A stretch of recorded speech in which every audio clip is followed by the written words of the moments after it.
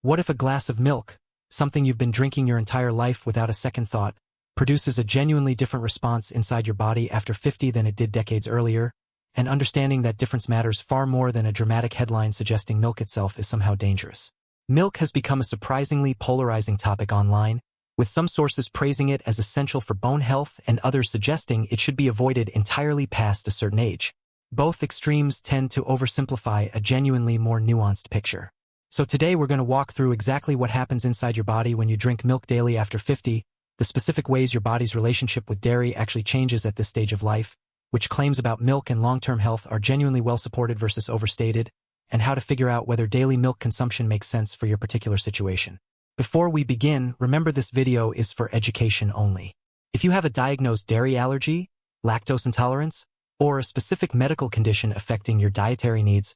please speak with your doctor about how dairy specifically fits into your individual plan. Now let's begin. Most people ask, is milk good or bad for you? But that framing itself is part of the problem, since it assumes milk has a single, universal answer that applies identically to every person regardless of their individual biology, genetics, and current health status. The better question is, what does milk actually do inside a body that's 50 or older specifically, and does the honest, complete picture support daily consumption, occasional consumption, or avoidance for someone in my particular situation? Because the research on milk and health after 50 is genuinely mixed in some areas and genuinely well-supported in others, and separating those two categories matters considerably more than accepting either an unconditionally positive or an alarmingly negative headline at face value. Here is why this conversation genuinely shifts after 50 specifically. Lactase production, the enzyme responsible for breaking down lactose, the natural sugar in milk, tends to decline gradually with age in a meaningful percentage of adults, meaning some people who tolerated milk without any issue for decades may begin experiencing new or worsening digestive discomfort with dairy consumption as they move through their 50s, 60s, and beyond. Bone density becomes an increasingly relevant concern after 50, particularly for women navigating the changes associated with menopause, making calcium and vitamin D intake, both provided by milk, genuinely more relevant to actively support at this stage of life than it may have felt in earlier decades. And some research specifically examining dairy consumption and various health outcomes in older adult populations has produced genuinely mixed, sometimes contradictory findings worth understanding honestly rather than filtering through either an uncritically positive or an alarmist lens.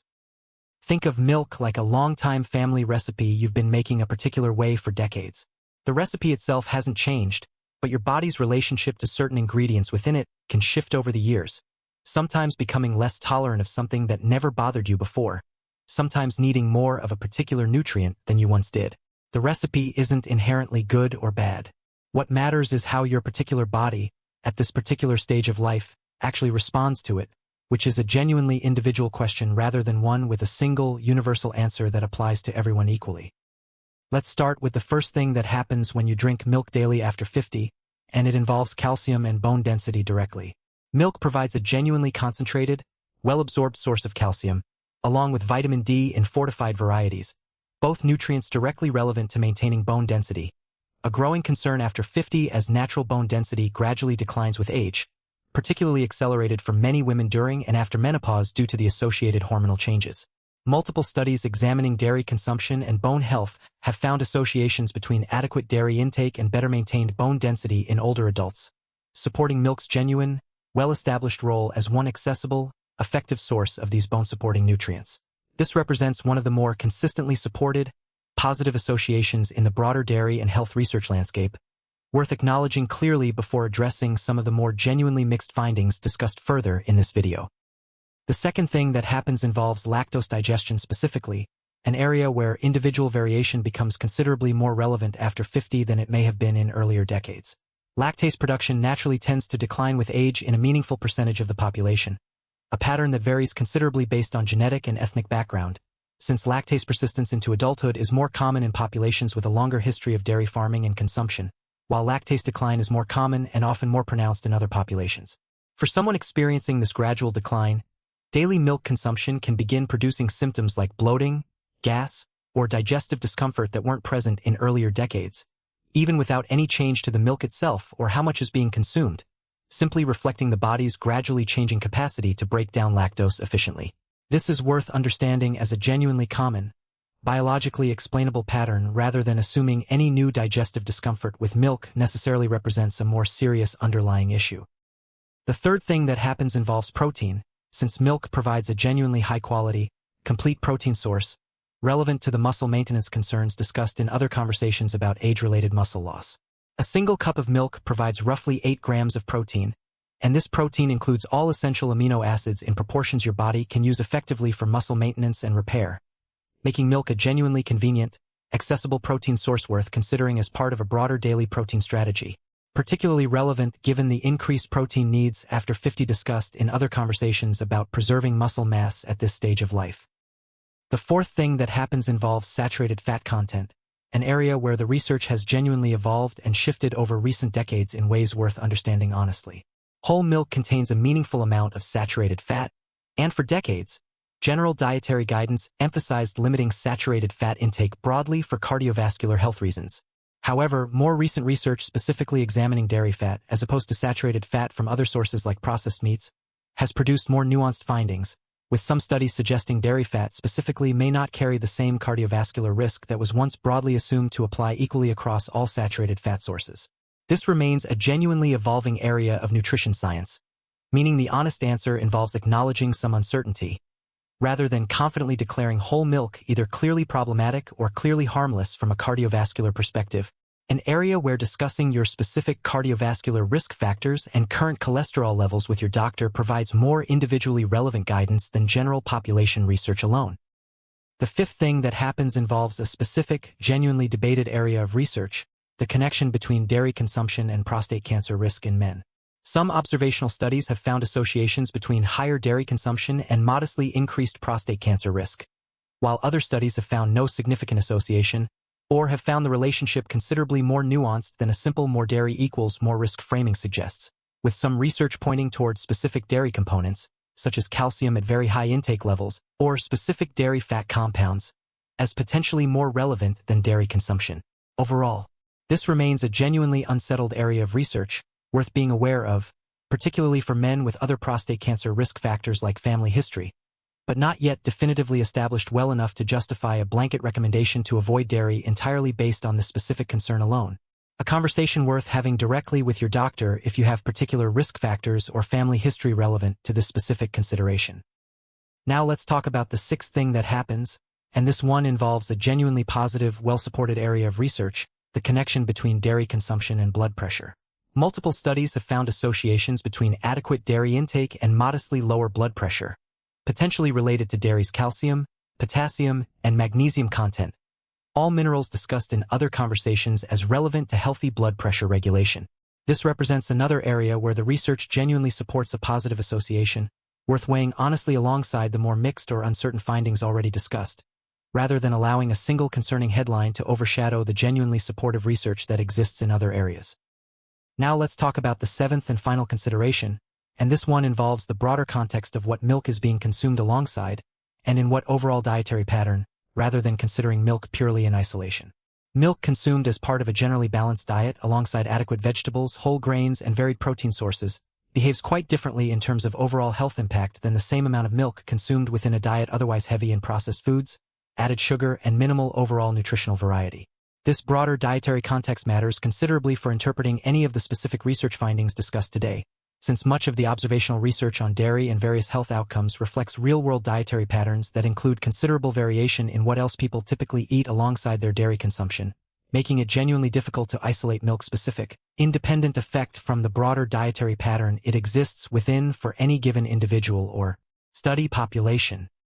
Now, before we go further, let's debunk a few common myths about milk and health after 50 specifically. For years, many people believed that milk is either unconditionally healthy for everyone or unconditionally something to avoid past a certain age, without recognizing the genuinely mixed research landscape and considerable individual variation discussed throughout this video. Some believed that any digestive discomfort after drinking milk automatically indicates a serious underlying health problem,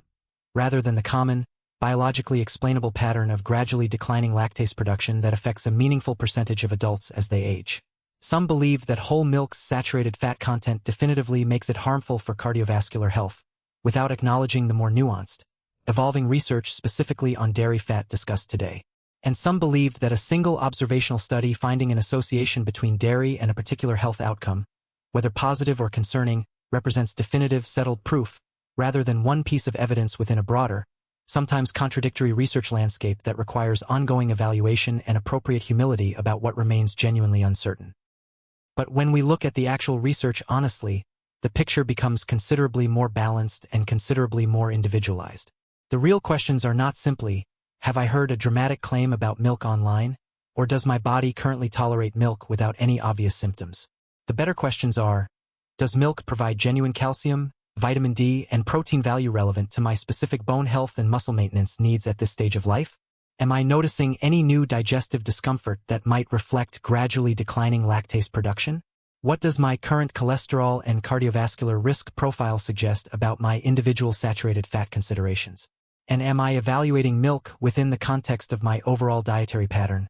rather than in isolation? Now let's build a simple, practical framework for thinking about daily milk consumption after 50 based on the actual nuanced research discussed today. First, if you're not experiencing any digestive discomfort with milk and have no specific cardiovascular risk factors that concern your doctor regarding saturated fat intake, daily milk consumption in moderate amounts, roughly 1 to 2 cups, represents a genuinely reasonable choice that provides meaningful calcium, vitamin D, and protein relevant to your bone and muscle health needs at this stage of life. Second, if you notice new or worsening digestive discomfort, bloating, or gas after drinking milk, consider whether gradually declining lactase production might be relevant, and explore lactose-free milk options, which provide the same nutritional profile without the lactose that's causing digestive discomfort, allowing you to continue benefiting from milk's nutritional content without the associated symptoms. Third, if you have elevated cholesterol or other cardiovascular risk factors your doctor is actively monitoring, discuss whether whole milk, reduced fat milk, or skim milk specifically makes the most sense for your individual situation,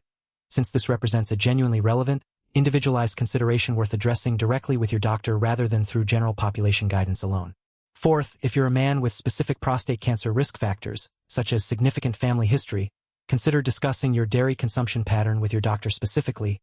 given the genuinely unsettled but worth mentioning research in this particular area. Fifth, evaluate your milk consumption within your broader dietary pattern, ensuring it exists alongside adequate vegetables, whole grains, and varied protein sources, rather than considering milk's health impact in complete isolation from everything else you regularly eat. Let's talk a bit more about lactose intolerance specifically, since this is genuinely one of the more common, practically relevant changes many people notice for the first time after 50, and it's worth understanding what your actual options are if you do notice this pattern developing. Lactose-free milk, which has had the lactose enzymatically broken down during processing, provides essentially identical nutritional content, including the same calcium, vitamin D, and protein discussed throughout this video, without the lactose that triggers digestive symptoms in people with reduced lactase production. Alternatively, some people find that smaller portions of regular milk, consumed alongside other food rather than on an empty stomach, or fermented dairy products like yogurt, which contain less lactose due to the fermentation process and often include beneficial bacteria that can further aid lactose digestion, produce meaningfully less digestive discomfort than a full glass of regular milk consumed on its own.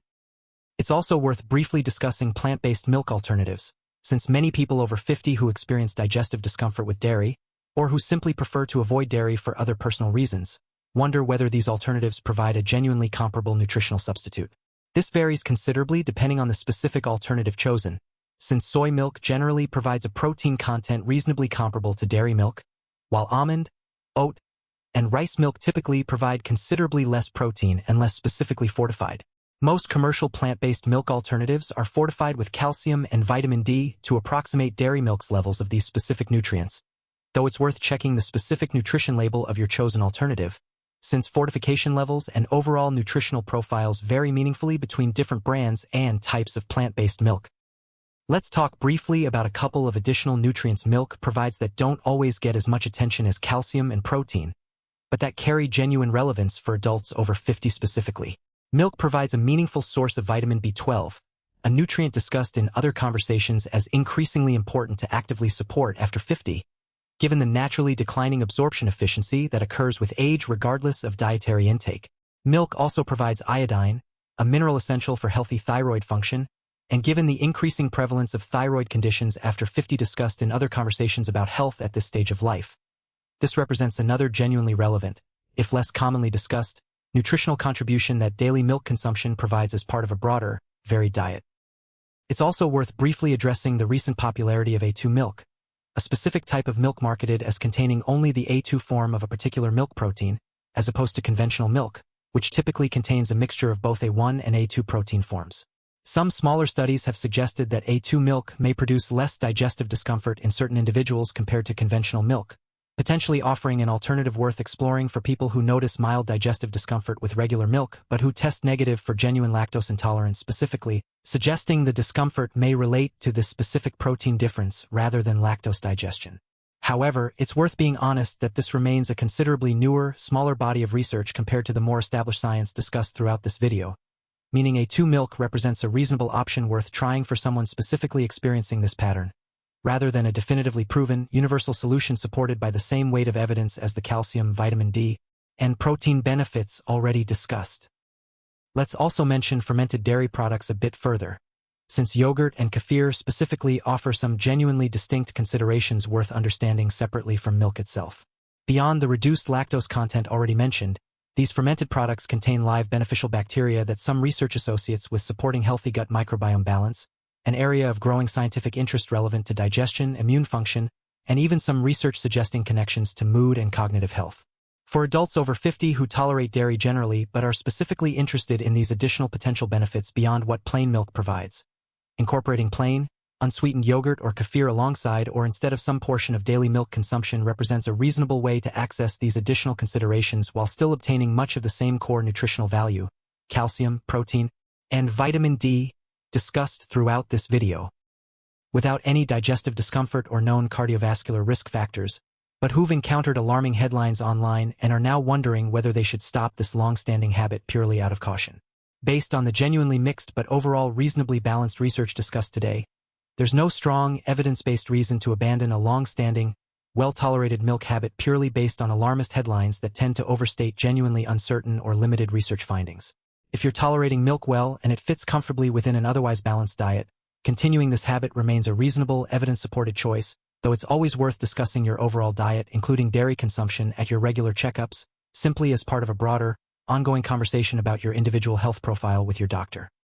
Let's also briefly address portion size specifically, since even genuinely beneficial nutrients can lose their favorable balance when consumed in excessive amounts well beyond typical recommendations. Some research has specifically examined very high dairy intake, several glasses of milk daily well beyond the 1 to 2 cup range generally discussed as moderate, and found less consistently favorable associations compared to more moderate intake levels, suggesting that the genuine benefits discussed throughout this video likely apply most reliably within a reasonable moderate consumption range, rather than assuming that if a moderate amount of milk provides benefit, a considerably larger amount must provide proportionally greater benefit. And what about people managing osteoporosis or significant bone density concerns specifically, wondering whether milk consumption should be increased beyond typical recommendations given this particular concern? While milk provides genuine calcium and vitamin D value relevant to bone health, significantly increasing milk consumption beyond moderate amounts doesn't necessarily provide proportionally greater bone health benefit, and adequate calcium and vitamin D can also be achieved through a combination of dietary sources, appropriate sun exposure, and supplementation as specifically recommended by your doctor, who can evaluate your particular bone density situation and recommend an appropriately individualized approach rather than relying on milk consumption alone as the primary strategy for managing a significant, diagnosed bone density concern. Let's also briefly address the question many people have specifically about milk consumption timing, since this connects to other conversations already covered about evening eating patterns. Milk contains a modest amount of tryptophan, similar to some other foods discussed in relation to sleep support, meaning a small glass of milk in the evening, as part of a broader wind-down routine, may offer a modest, complementary contribution to the serotonin and melatonin pathway relevant to sleep quality, though this effect tends to be relatively mild on its own, working best as one small piece of a broader, consistent evening routine rather than a standalone, guaranteed sleep solution. Now let's summarize everything in a simple way. Milk consumption after 50 involves a genuinely mixed research landscape rather than a simple, universal answer suggesting milk is either unconditionally healthy or genuinely dangerous. Milk provides well-supported, meaningful value for bone health through calcium and vitamin D, and for muscle maintenance through high-quality, complete protein, both particularly relevant concerns after 50. Lactose digestion genuinely tends to become less efficient for many people with age, meaning new digestive discomfort with milk reflects a common, explainable biological pattern rather than necessarily indicating a more serious problem, with lactose-free options providing a reasonable solution that preserves milk's nutritional benefits. Saturated fat and prostate cancer risk research remains genuinely more uncertain and evolving, worth discussing individually with your doctor based on your specific cardiovascular risk profile or family history, rather than treated as definitively settled in either direction. And dairy's association with blood pressure appears genuinely positive in the research, worth weighing honestly alongside the more uncertain findings in other areas. But remember, the goal of today's discussion isn't to tell you definitively that milk is either something you must drink daily or something you should avoid entirely. It's to give you the actual, nuanced picture so you can make an informed decision based on your own individual digestive tolerance, your cardiovascular risk profile, your bone health needs, and any specific family history relevant to the more uncertain areas of research discussed today, rather than reacting to an alarmist headline that oversimplifies a genuinely more complex, individualized picture. So today, take a moment to honestly consider your own situation. Are you currently tolerating milk well? Or have you noticed new digestive discomfort worth addressing through lactose-free alternatives? Do you have specific cardiovascular risk factors or family history worth discussing with your doctor regarding your particular dairy fat considerations? And is your current milk consumption, whatever it looks like, existing within an otherwise balanced, varied dietary pattern? Now, I want to hear from you. Do you drink milk daily? And have you noticed any changes in how your body responds to it as you've gotten older? Share your experience in the comments below. Your story may help someone else watching this video think through their own relationship with this long-standing dietary habit more clearly. If this video helped you, please like, subscribe to Nutri, and turn on notifications so you don't miss more simple, practical health strategies for adults over 50. And next, watch our video on whether you should never sleep on your right side after 50 and what actually happens to your heart, because separating genuine, individually relevant research from overstated, alarming claims matters just as much for what you drink and eat as it does for how you sleep.